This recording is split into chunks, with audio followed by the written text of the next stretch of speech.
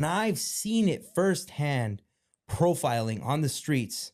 And right now, I can sit here and I can look at this camera and we could make a freaking reel about it and share it because I will call that guy out. I remember he tells me one day, and there's other fellow officers that I still talk to that remember this day.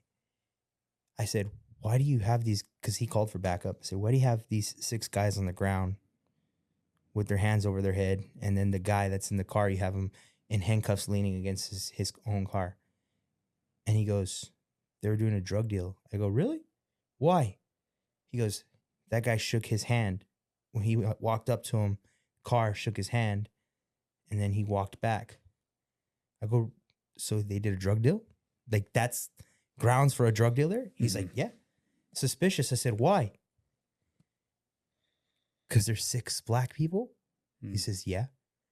And I go, so it's a drug deal because they're black and there's 6 of them. Yeah. And he shook his hand and he's like, I bet you there's drugs on him.